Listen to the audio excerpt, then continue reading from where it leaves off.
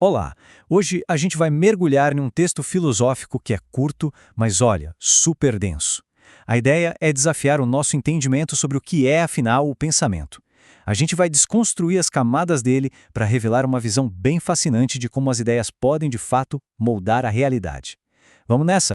O material que a gente vai analisar se chama simplesmente Só Pensamento. O título já é uma bela pista, né?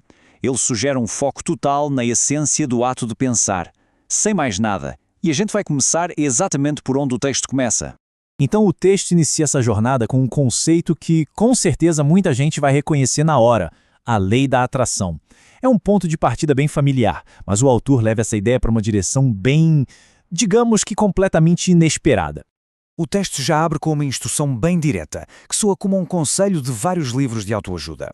A ideia parece simples. Você formula um plano, mantém pensamentos positivos e, em tese, o universo vai conspirar a seu favor. Mas é justamente aqui que o texto começa a cutucar essa lógica. E aqui vem a questão central que o texto levanta.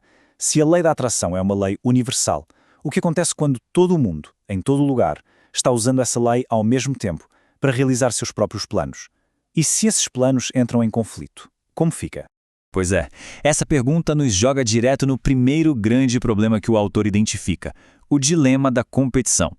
Essa busca de todo mundo pela sua própria manifestação acaba criando um estado de coisas bem diferente.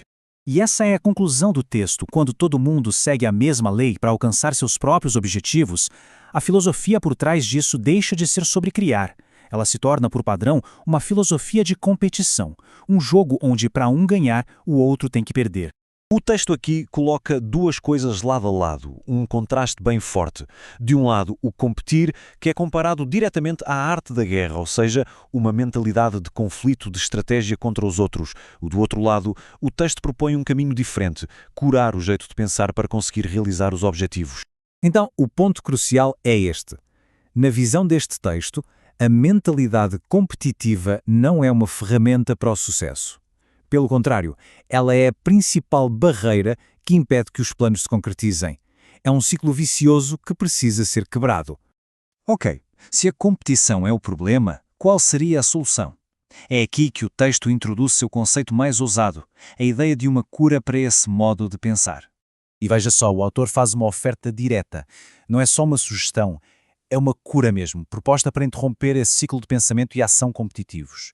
Isso faz a gente se perguntar, mas em que consiste exatamente essa cura? A gente pode entender essa cura em 3 passos que estão ali no texto. Primeiro, parar. Interromper ativamente a mentalidade antiga. Segundo, não competir, ou seja, rejeitar de forma consciente essa filosofia de guerra. E por último, realizar. Alcançar o plano, mas por um método totalmente novo que o texto já vai revelar. Essa tal cura nos leva ao coração da filosofia do texto, o conceito de um só pensamento. É aqui que a análise vai além da autoajuda e entra num campo bem mais profundo. Para a gente sacar a ideia de um só pensamento, primeiro vamos visualizar o estado inicial. É um mundo caótico, cheio de pensamentos e planos separados. O plano de um, o plano de outro, o plano de todo mundo, todos eles brigando por um espaço na realidade, todos competindo. E aqui vem a grande virada do texto. Em vez dessa confusão de pensamentos concorrentes, o autor propõe que um único pensamento tem o poder de realizar tudo o que todos os outros pensaram. Mas como isso seria possível? Visualmente, é como uma convergência. Não se trata de um pensamento dominando os outros, não.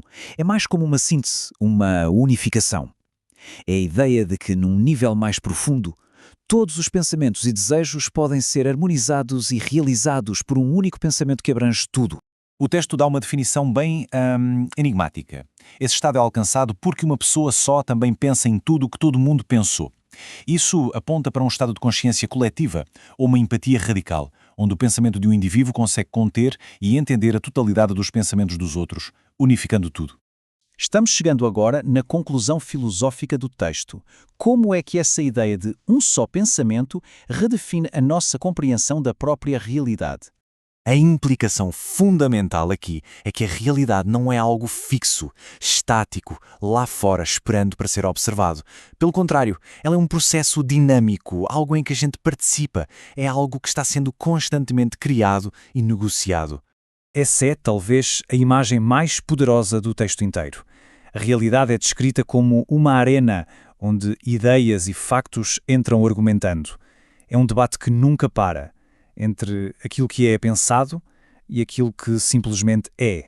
E assim, para amarrar tudo, a conclusão desta análise é que o nosso mundo, a nossa realidade, é o resultado desse argumento contínuo. Pensar não é uma atividade passiva, é uma força ativa, que dialoga, que debate e que, no fim das contas, molda a realidade junto com os fatos brutos da existência. E tudo isso nos deixa com uma pergunta final bem provocadora, que traz toda essa filosofia de volta para o plano pessoal. Se a realidade é construída nesse argumento entre pensamento e facto, a questão que fica é: que tipo de pensamento está construindo a nossa realidade? É um pensamento de competição ou de cura e unificação? Fica aí a reflexão.